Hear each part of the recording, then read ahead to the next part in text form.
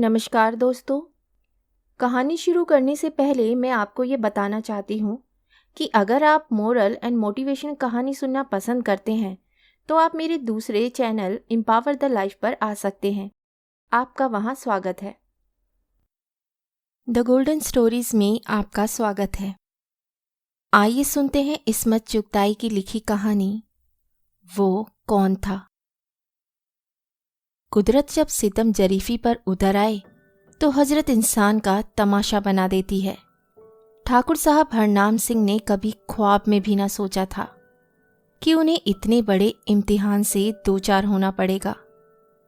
या तो औलाद देने ही में खुदा ने गफलत की और जब दिए तो एकदम दो बेटे।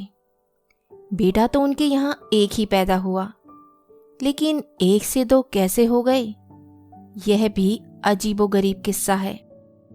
ठकुराइन जब ब्याह कर आई थी तो मुश्किल से 15 साल की होगी। राजस्थानी हुस्नो जमाल का अछूता मुजस्मा। ठाकुर साहब उनसे 12 साल बड़े थे, खुद भी एकलौते थे और बड़ी जायदाद के तन्हा वारिस। पिता का देहांत हो चुका था। बूढ़ी माँ को पोता खिलाने का बेइंतहा अरमान था, लेकिन सारी मन्नतें मुरादें मुंह देखती रह गईं। ठकुराइन की गोद ना भरी। उन्होंने बेटे का दूसरा ब्याह करना चाहा, लेकिन वो अकड़ गई। ठकुराइन पर सौत लाने का वो ख्वाब भी न देख सकते थे, लेकिन 20 बरस पूरे भी न होने पाए थे कि खुदा को उन पर रहम आ गया। बच्चे की आमद की तैयारियां जोर शोर से शुरू हो गईं। माताजी ने इतने कुर्ते और पोतड़े सिलवाए कि 4 बच्चों को पूरे पड़ जाते। एक अलग कमरा सजाया गया, नीला, हल्का नीला कमरा, जिसकी छत पर सितारे टके थे। झाग जैसे लेस के पर्दे और सफ़ेद पंगूरा, जिसके पाए पाटियों पर गंगा जमुनी नक्श थे, और छोटी छोटी घंटियां जड़ी थी कि बच्चा करवट भी ले तो गुनगुना उठे। उन घंटियों को कुछ इस तरह से लगाया हुआ था कि जब हिलती थीं तो सातों सुर बजते थे, और कुछ ऐसी सुरीली आसमानी लय उभरती जैसे फरिश्ते लोरियां गुनगुना रहे हों। और भी तरह तरह के खिलौने सजाए गए। माताजी तो बच्चे के कमरे से ऐसे खेलती थीं जैसे बच्चियां गुड़ियों के घर से खेलती हों। एक तरफ छोटी सी मेज पर घुटनों चलते बाल कृष्ण जी सजा दिए गए। उनके सामने छोटे छोटे दियों की कतार रखी थी, जिसमें लौ की जगह लंबूतरा आधा इंची बल्ब चढ़ा हुआ था। ठकुराइन की तबीयत खराब रहती थी। माताजी उनके लिए इमलियां तुड़वाकर खट्टा मीठा कचुम्बर बनवाती। ये इमली का पेड़ रहमत माई के छोटे से आंगन में था। वो रोजाना साफ सुथरी पक्की इमलियां तोड़कर रंग बिरंगी टोकरी में भर के दे जाती। खुद उसकी बेटी के भी बाल बच्चा होने वाला था। उसका मियाँ बलवे में मारा गया था। ठाकुर साहब ने उसे अपनी कोठी के अहाते में पनाह दे दी थी। रहमत माई को कुछ कम सुनाई देता था। उसकी बदनसीब बेटी सगीरा दुनिया से मुंह मोड़े खाट पर पड़ी आंसू बहाया करती। दिन ब दिन उसकी सेहत गिरती जा रही थी। जिस वक्त ठाकुर साहब के लाल ने जन्म लिया, कोठी के कोने से मातम की सदा बुलंद हुई। सगीरा बच्चा पैदा होने के 10 मिनट बाद चल बसी। कोई दाई भी बुलाने की नौबत न आई। अचानक ही बच्चा पैदा हो गया। रहमत माई को कुछ सुझाई ना दिया आनुल कैसे काटा जाए। मेहतरानी को उसने हाथ ना लगाने दिया।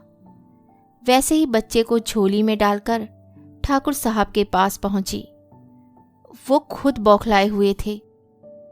इसे डॉक्टरनी के पास ले जाओ, नाल तो काट दे, कुछ हो ना जाए बच्चे को। उन्होंने जल्दी से माई को अंदर भेजा। ऐसे समय रहमत भाई का अंदर जाना कुछ माताजी को अच्छा ना लगा, लेकिन इससे पहले कि वो रोकती, रहमत माई अंदर घुस गई। नर्स ने बच्चे को तौलिए में लपेटा और मेज पर लिटा दिया। क्योंकि उधर माई ने कमरे में कदम रखा, बच्चे का नाल काटने तक नर्स ने माई के नवासे का भी नाल काट दिया। क्या गोल मटोल बच्चे थे, डॉक्टरनी ने ठाकुर साहब के बच्चे को नहलाकर सफ़ेद फ्रॉक पहनाया, लेकिन बांधकर उसकी दादी की गोद में डाल दिया। उनके आंसू निकल आए। झट से हाथ से 10 तोले के सोने कड़े उतारकर डॉक्टरनी को पहना दिए और पोते की बलाएं लेने लगी। ठाकुर साहब भी खड़े मुस्कुरा रहे थे। नर्स ने डॉक्टरनी से कुछ कहा। वे तोरियां चढ़ाकर जल्दी से अंदर गईं। ठाकुराइन बच्चे को पहलू में लिटाए मुस्कुरा रही थी। थोड़ी देर के लिए डॉक्टरनी सन्नाटे में रह गई और कुदरत ने एक कह कहा लगाया, क्योंकि उसके बाद बौखलाहटों का एक तूफान सारे घर पर टूट पड़ा। ठाकुराइन कहती थी, जो बच्चा नर्स ने उसकी गोद में दिया वही उनका सपूत है। मगर दादी अम्मा ने जिस पोते की बलाई लेकर सोने के कड़े डॉक्टरनी को दिए थे, वो अपनी गोद वाले बच्चे को ही पोता मानने पर वाजिद थी। मगर ये सब हुआ कैसे? डॉक्टरनी पूरे यकीन के साथ कह सकती थी कि जो बच्चा उसने माताजी की गोद में दिया वही ठाकुर साहब का बेटा है। लेकिन नर्स कहती थी उसे अच्छी तरह याद है कि उसने ठाकुर साहब के बच्चे को गुलाबी तौलिए में लपेटा था और माई का नवासा फिरोजी तौलिए में लिपटा पड़ा था। वाह, क्या मैं अपने बच्चे को ना पहचानूंगी? ठाकुराइन फिरोजी तौलिए के चक्कर में नहीं पड़ना चाहती थी और उनकी गोद का बच्चा बिल्कुल बाप पर गया था। हाँ, थोड़ी माँ पर थी, लेकिन ठाकुर साहब को दोनों बच्चे गोश्त की बोटी की शक्ल के मालूम हो रहे थे। माताजी कहती थी कि उनकी गोद वाला बच्चा ही उनका पोता है, क्योंकि उसकी तरफ उनका कलेजा खिंच रहा है। लेकिन फिर सब चुप हो गए। रहमत माई खंबे से लगी बैठी आंसू बहा रही थी। मस्जिद से लोग बेटी का कफन दफन करने आए हुए थे। वो नवासे को क्या पहचानती? वो तो खुद को भूली हुई गम के बोझ से दबी जबान बेटी की मौत का धक्का सहारने में जुटी हुई थी। ठकुराइन ने जब माई के नवासे को देखा तो भौचक्की रह गई। ना जाने क्या सनक सवार हुई कि रो रो कर हलकान हो गई। लोग उन्हें धोखा क्यों दे रहे हैं? ठीक कहती हैं माताजी, उनकी गोद का बच्चा ही उनका पूत है। लेकिन जब नर्स उनके पहलू से बच्चा उठाने लगी तो मचल गई। फिर सब बिल्कुल बदहवास हो गई। एकाएक ठकुराइन दोनों बच्चों को समेट कर अड़ गई कि मेरे तो जुड़वा पैदा हुए हैं, तुम लोग तूफान जोड़ रहे हो। दूसरे दिन एक हंगामा खड़ा हो गया। सब सोच रहे थे कि दिन की रोशनी में दूध का दूध और पानी का पानी अलग हो जाएगा। अपना बच्चा भला छुप सकता है? खून की कशिश भी कोई चीज है। लेकिन जैसे ही उनके पास से एक बच्चा उठाया जाता, वो अपना फैसला बदल देती। ठकुराइन की ऐसी हालत हो गई कि बड़ा डॉक्टर बुलवाना पड़ा और सारे मोहल्ले में खबर फैल गई कि बच्चे गहू महू हो गए और मोहल्ले से बात शहर तक पहुंची। चैमी गोया होने लगी। सारे शहर में खुसर पुसर होने लगी। किसी ने कुछ कहा, किसी ने कुछ। रहमत माई हर्राफा है, जानबूझकर ड्रामा खेला गया है ताकि उसका नवासा ऐश करे और बेचारा ठाकुर साहब का बच्चा भीख मांगे। घोर पाप हो जाएगा, घोर पाप। एक हिंदू का बच्चा मुसलमान के घर पलेगा, संस्कृति को कैसी ठेस लगेगी। ये एक गिरोह के लोगों की राय थी। दूसरे गिरोह यानी समुदाय के लोगों का ख्याल था कि ठाकुर साहब ने जानबूझकर घपला किया है। इस तरह वो एक मुसलमान बच्चे को अपने कब्जे में करने पर तुले हुए हैं। खूब बहसें चली। कई मोहल्लों में तनाव फैल गया। एक हिंदू लड़के ने एक मुसलमान को थप्पड़ मार दिया। बस 2-4 छुरियां चली, खून खराबे होने लगे। पुलिस नाकों पर डट गई। बलवे पर काबू पा लिया गया। बाद में पता चला कि हिंदू लड़के ने जिस मुसलमान को थप्पड़ मारा था वो मुसलमान नहीं, हिंदू ही था। सब झूठ। बलवे में दिलचस्पी रखने वाला गिरोह बोला, और बलवा बढ़ता गया। दोनों फिरकों के जलसे और मीटिंगें होने लगी। प्रतिनिधि मंडल अफसरों की खिदमत में हाजिर हुए। फौरन सुपरिटेंडेंट साहब में सार्जेंटों के दौड़े आए। दोनों बच्चों को फैसला होने तक सरकारी अस्पताल में भेज दीजिए। क्यों? मैं अपना इकलौता बच्चा खैराती अस्पताल में क्यों भेजूं? ठाकुर साहब अकड़ गए। लेकिन सवाल यह था कि उनका बच्चा कौन सा है। ठकुराइन ने रो रो कर बुरा हाल कर रखा था। कभी एक को छाती से लगाती, फिर दिल दूसरे की तरफ खिंचने लगता। उन्होंने कह दिया कि एक भी बच्चे को किसी ने हाथ लगाया तो वो हर्ष बर्पा कर देंगी। पुलिस में हिम्मत है कि बच्चे को ले जाए? जाहिर है ऐसे वक्त में ठकुराइन से जिद बांधना उन्हें कत्ल करने के बराबर था। उनका दिमागी संतुलन बिगड़ जाने का खतरा था। वैसे सभी का दिमागी संतुलन डगमगा रहा था। खुदा ने बरसों बाद एक बच्चा दिया और वो भी इस खटाई में पड़ गया। इसकी वजह से खून खराबे हो रहे हैं। ठाकुर साहब हैरानों परेशान थे और बेबस भी। बच्चों को जरा बड़ा होने दीजिए, हफ्ते 2 हफ्ते में कुछ नाक नक्शा निकल आएगा, पहचान पड़ जाएंगे, लोगों ने राय दी। रहमत माई चौखट पर बैठी रो रही थी। मेहरबानी करके उसका नवासा दे दिया जाए तो वो अपने वतन पीलीभीत ले जाकर किसी आंखों वाली खुदा तरस औरत की गोद में डाल दे। बिन माँ बाप का बच्चा पल तो जाएगा। अब वही दुनिया में उसका सब कुछ था, एकलौती बेटी की आखिरी निशानी। और जब बुढ़िया को हकीकत समझाने की कोशिश की गई तो वे पछाड़े खाने लगी। मजबूरन ठाकुर साहब ने कहा, दे दो कमबख्त को बच्चा कि पाप कटे। सवाल ये था कि कौन सा बच्चा? मुझ अंधी को कुछ नहीं सूझता, तुम आंख वालों के भी दीदे फूट गए। रहमत माई बड़बड़ा रही थी। गरीब बुढ़िया का टैटवा दबाना है तो दूसरी बात है। बड़ी झकझक के बाद एक बच्चे के हक में फैसला हुआ कि वो बुढ़िया का नवासा है। लेकिन उसमें एकदम माता जी को अपने पति यानी बच्चे के दादा की शबाहत नजर आने लगी, यानी बच्चे के दादा की छाया नजर आने लगी। वो छाती पीटने लगी। अब तो रहमत माई को यकीन हो गया कि वो लोग उसे झांसा दे रहे हैं। वो फूट कर रोई कि कलेजे हिल गए। डरते डरते फिर दूसरे के हक में फैसला किया गया।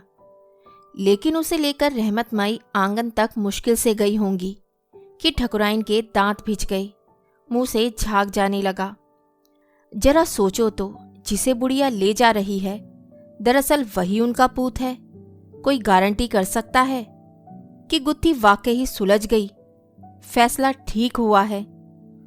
बड़े सोच विचार के बाद ठाकुर साहब ने रहमत माई को समझाया, तुम बच्चा पाल तो सकती नहीं, किसी से पलवाओगी, मुझे पाल लेने दो। तुम भी जैसे रहती थी रहो, तुम्हारी नजरों के सामने रहेगा। ठाकुर साहब जानते थे कि बच्चे दोनों नजरों के सामने रहेंगे, लेकिन उनका बच्चा तो खो गया। वो उसे पूरे यकीन के साथ नहीं देख सकते। शक कैसे दूर होगा? रहमत माई चुपचाप सुनती रही, फिर बोली, साफ बात है ठाकुर साहब, बच्चा आपके यहाँ पलेगा, आपके धर्म पर चलेगा। ये कैसे हो सकता है? हर्ष के दिन खुदा को क्या मुंह दिखाऊंगी कि एक मोमिन का बच्चा काफिर बना दिया। मेरा परलोक खराब हो जाएगा। और फिर बड़े मौलवी साहब तो जमात से बाहर करने को कहते हैं। मेरी तो जैसे मिट्टी पलीत हो जाएगी ठाकुर साहब। खुदा के वास्ते मेरा बच्चा मुझे दे दो। तुम्हारा बच्चा मैं देना चाहूं तब भी नहीं दे सकता। हाँ, अगर तुम सोचती हो कि तुम अपना नवासा पहचान सकती हो तो मैं तुम्हारा बेहद शुक्रगुजार होऊंगा। मेरी मुश्किल भी वही है जो तुम्हारी। मेरे ऊपर भी लोग दबाव डाल रहे हैं। समझते हैं मैं जानबूझकर बन रहा हूं, मुसलमान बच्चा हड़प करना चाहता हूं। और मुझे कह रहे हैं कि मैंने आपकी दौलत के लालच में जानकर ये सारा स्वांग रचाया है ठाकुर साहब। मैं आपको बेवकूफ बना रही हूं। लेकिन शहर में तूफान उठा हुआ था। अखबारों के जरिए खबर फैल रही थी, साथ साथ आग भी फैल रही थी। इस्लाम खतरे में है, हिंदू धर्म शिट हो रहा है। नारे लग रहे थे। मजहबी पार्टियों से आगे बढ़कर सियासी पार्टियों ने बात लपक ली थी और जलसे हो रहे थे। फंड जमा किए जा रहे थे। एक दूसरे पर गंदगी उछाली जा रही थी। मुल्क के साथ नाइंसाफी और जुल्म। मुल्क का बंटवारा काफी नहीं, अब हर घर में एजेंट छोड़े जा रहे हैं। नाजियों की तरह बच्चे विधर्मी बनाए जा रहे हैं। ये सब नक्सलाइट की कारस्तानी है। लोकतंत्र पर जबरदस्त चोट। इसमें चीन का हाथ है। हमारी व्यवस्था को तहस नहस करने के लिए CIA सबूताज कर रहा है। गद्दी छोड़ो। और फिर पार्टियों में इस सवाल पर जूते चल गए। फूट पड़ने लगी। वो कौन था 37? मिनिस्ट्रियां डगमगाने लगी। इधर कभी लोग रहमत माई को भड़काते और वो खुदा का कहर बन जाती। न अच्छी तरह सुन न देख पाए, न हाथ पैरों पर काबू। एकदम गाली गलोच पर उतर आई कि बौखला कर ठाकुर साहब उसे एक के बजाय दोनों बच्चे दे देने पर राजी हो जाते। लेकिन जब वो भी आश्वस्त ना हो पाती कि अपना नवासा ही मिल रहा है, तो गुस्से और झुंझलाहट में आकर चौखट पर माथा फोड़ने लगती। अल्लाह रसूल का वास्ता, मेरा नवासा मुझे दे दो। वो घिघियाती तो सबके कलेजे मोम हो जाते। ऐसा भी होता कि लोगों का ध्यान किसी दूसरे गर्मा गर्म हादसे की तरफ बटा हुआ होता और वो हिंदू मुस्लिम बच्चों के सवाल को भूलकर किसी और सिलसिले में लड़ने झगड़ने लगते। तब रहमत माई दुआएं पढ़ पढ़ कर दोनों बच्चों को फूंकती। अल्लाह पाक सब हिसाब किताब समझता है। दुआ यकीनन उसके नवासे के खाते में ही जमा होगी। इंशाअल्लाह कोई खयानत ना होगी। ठकुराइन भी सब भूल भाल कर सीधी सादी माँ रह जाती। उनके प्यार के प्यासे दिल में 2 से ज़्यादा बच्चों के लिए जगह पड़ी थी। बस माताजी की जान अजीब मुसीबत में थी। वैसे वो दोनों ही बच्चों पर अपनी झिझकती हुई मोहब्बत न्योछावर करने को तैयार थी। लेकिन उन्होंने अभी तक अपने पोते को भगवान के चरणों में नहीं डाला था। कैसे डालती? कहाँ था उनका पोता? और ठाकुर साहब ने कई बार जेब से रुपया निकालकर टॉस भी कर देखा, लेकिन दिल को सुकून और यकीन ना मिला। रुपए का कहना मानकर उन्होंने एक बच्चा माई को दे दिया। क्या मालूम वही उनका अपना हो। उन्हें ब्लड टेस्ट पर भरोसा था। खून की जांच पड़ताल होने के बाद जरूर पहली हल हो जाएगी। इसलिए बच्चों के जरा बड़े होने का इंतजार था। इतने छोटे बच्चों के खून टेस्ट करवाने के ख्याल से ही ठकुराइन तूफान उठाने लगती। वैसे सब उन्हीं को मुजरिम कहते थे। ऐसी भी क्या माँ जो बच्चे को ना पहचान पाए? गाय, बकरी, कुतिया, बिल्ली तक सब पहचान लेते हैं। आप ही आप माँ को पता चल जाता है। लेकिन ठकुराइन इस भला की थी कि जैसे मिट्टी का तोदा। पहले तो माताजी ने बहू को डांटा फटकारा, लेकिन जब वो धारोधार रोई, कस्में खाई कि वाकई वो खुद बहुत जोर लगाती है, लेकिन पता ही नहीं चलता और ना कोई उम्मीद है कि चल सकेगा। बस उन दोनों में से एक तो उनका अपना है ही। उधर शहर में कुछ सूबाई इलेक्शन शुरू हो रहे थे। विभिन्न दल एक दूसरे पर छींटे कस रहे थे। उन 2 बच्चों का सवाल फिर से उठ खड़ा हुआ। जब कोई सज्जन अपनी कारगुजारियों के बारे में भाषण देने को खड़े होते, बच्चों के इस त्रासदी को दरमियान में जरूर घसीट लाते। और जब तबाहकारियां उन बच्चों के गड़बड़ हो जाने से शहर में फैल रही थी, वो उन पर अपनी राय जनी करते और जोर शोर से वादा करते कि अगर वो इलेक्शन में जीत गए तो इस तरह के खौफनाक घपले बिल्कुल ना होने पाएंगे, क्योंकि वो अपने फरीके के हकूक की खातिर अपना खून पसीना एक कर देंगे। मुखालिफिन भी चूकने वाले ना थे। उन्होंने ठाकुर साहब की कौम परस्ती और दूर अंदेशी को सराहा कि किस होशियारी से उन्होंने मुखालिफ फिरके का बच्चा हिंदुओं में डाला। अगर सारी कौम में ऐसी जागृति आ जाए तो मुल्क के सारे दलित दर दूर हो जाएंगे। इस बयान पर मुसलमानों में कोहराम मच गया। अगर इसी तरह मुस्लिम बच्चों का गमन होता रहा तो बहुत जल्दी इस्लाम के नाम लेवा खत्म हो जाएंगे। कौमी रहनुमाओं के प्रतिनिधि मंडल सरकार पर जोर डालने लगे। दोनों तरफ से जहां किसी की इलेक्शन मुहिम ठंडी पड़ने लगती, लोग भजन मंडलियों और कवालों के हंगामों के बावजूद जलसों की तरफ से बेतवज्जुही बरतते तो फौरन कैंडिडेट बच्चों के घपले का सवाल पैदा कर देते। एकदम लोगों में जान पड़ जाती, शद्दोमत से जलसों में जाने लगते। फिर वो वक्त भी आ गया कि बच्चों का ब्लड टेस्ट किया गया। सारी रात ठकुराइन करवटें बदलती रही। राम जाने कौन सा बच्चा उन्हें मिलेगा, कौन सा रहमत माई ले जाएगी। उनकी बरसों से तरसी हुई ममता दोनों बच्चों पर तूफान की तरह फट पड़ी थी। बार बार उठकर बच्चे को ताकती रही। दोनों गोल मटोल हो गए थे। दोनों का रंग गोरा था। एक राजपूत था, दूसरा पठान। कभी दोनों के दादा परदादा एक ही पेड़ के पत्ते रहे होंगे। थोड़े और बड़े हो जाएं तो पता चलेगा। अभी तो बस चीनी के गुड्डे जैसे थे। साथ साथ सोते जागते, साथ ही खाते पीते, इसलिए बिल्कुल जुड़वा बच्चों की तरह एक ही जैसे मालूम होते। दोनों में से वो एक को नहीं चुन पा रही थी। ठाकुर साहब ने जब ब्लड टेस्ट के अर्थ समझाए तो जमीन आसमान एक कर दिया। हाय, मैं अपने लाल का लहू निकालने ना दूंगी। डॉक्टर से कहो कि नब्ज देकर जो फैसला करना हो कर दे। अरे भाई, छोटी बड़ी कौन सी बीमारी है जो डॉक्टरों से छुपी है? देर सबेर सभी की पकड़ हो जाती है, मगर कौन माई का लाल है जो नब्ज देकर मजहब या अकीदा पहचान जाए। लेकिन ठकुराइन के दिमाग में ये बातें ठूसने का कोई रास्ता ना था। डॉक्टरों ने भी कहा कि जरूरी नहीं कि सही फैसला हो। ये जरूरी नहीं कि बाप बेटे का खून एक ही ग्रुप का हो। ठकुराइन गुपचुप क्या समझती, बस यही कहे जाती थी, जो डॉक्टर नब्ज देखकर ना पहचान पाए वो पाखंडी है, जूते मार के निकाल दो। वो दोनों को लेकर कुंडी चढ़ाकर कमरे में बैठ गई। उनके इस रवैये पर और भी रंग बिरंगी अफवाहें उड़ने लगी।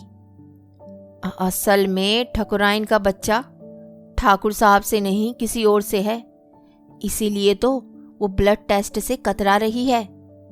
इंसान प्रकृति से आदमखोर है। अब खाना हराम हो गया है तो मुंह में पानी भरता है।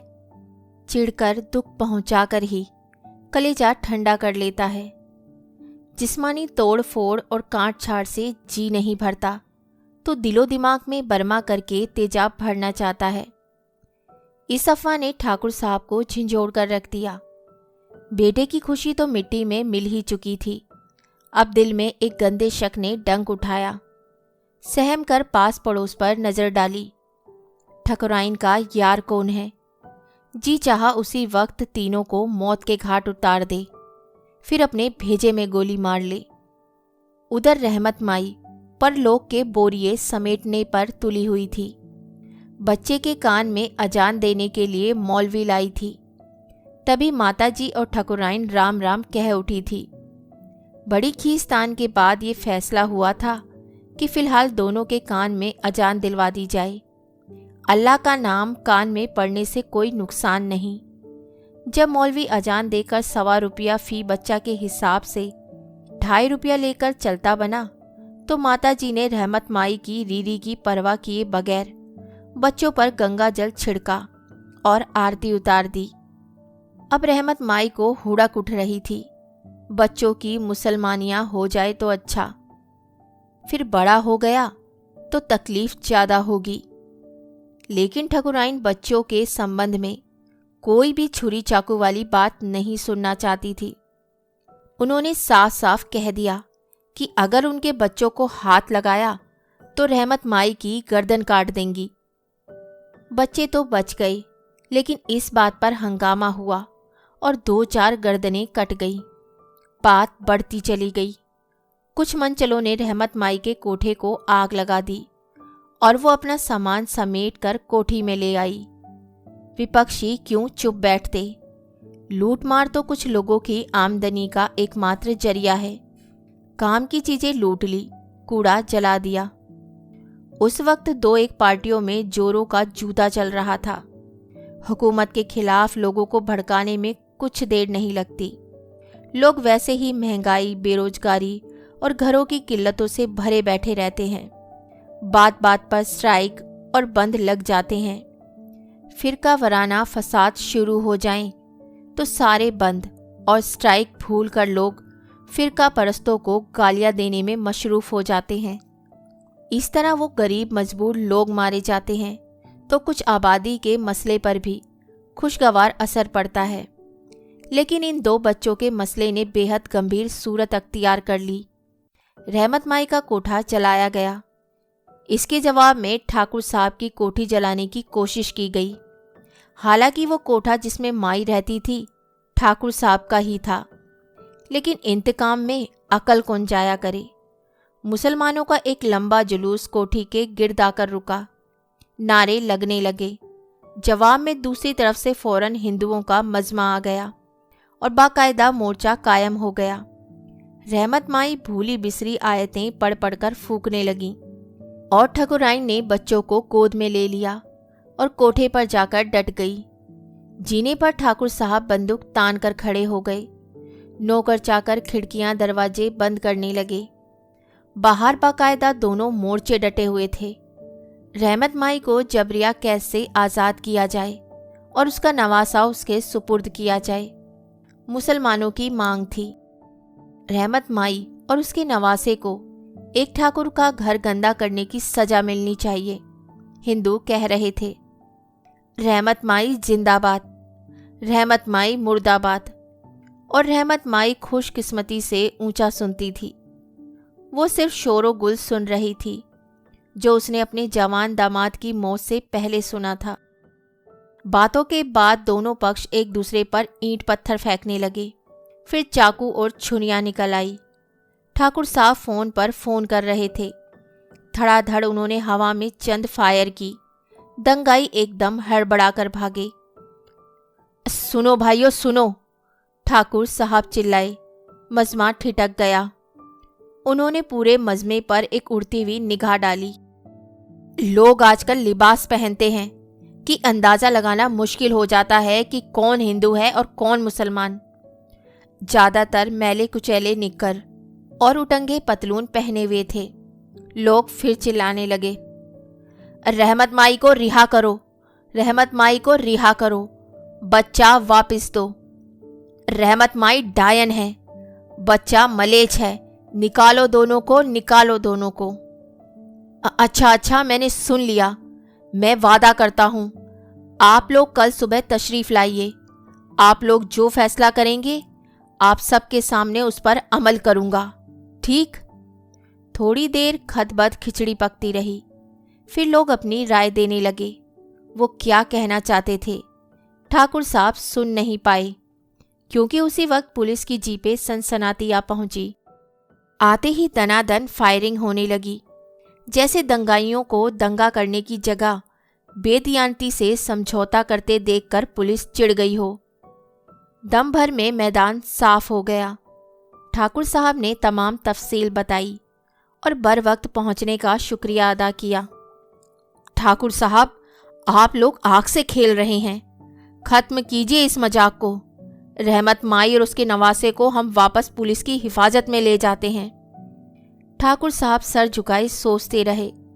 वाकई अब उन्हें फैसला करना होगा, यूं काम ना चलेगा। शांति व्यवस्था में खलल पड़ रहा है। ये आग बहुत खतरनाक सूरत अख्तियार कर सकती है। जी मैं समझ गया, आप फिक्र ना करें, जैसा आप कहते हैं वैसा ही होगा। तो फिर देर ना कीजिए, आज और रहने दीजिए। रहमत माई की तबीयत भी अच्छी नहीं, बच्चे सो रहे हैं, जगाया तो कच्ची नींद में हलकान हो जाएंगे। फिर ठकुराइन को भी तो समझाना है, वो समझ जाएंगी। क्यों ना समझेंगी, एक दिन तो फैसला होना ही है। पुलिस अफसर के जाने के बाद वो अंदर नहीं गए, बाहर ही टहलते रहे। सारे लॉन पर पथराव की जगह से ईंट पत्थर पड़े थे। वो पैर बचा बचा कर चलते रहे। फिर वो अंदर गए। बच्चों के कमरे में 0 पावर का नीला बल्ब जल रहा था।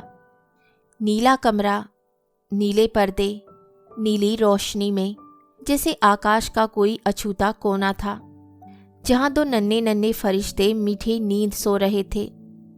सफ़ेद बेबी बेड पर दोनों बच्चे अड़े सोए हुए थे।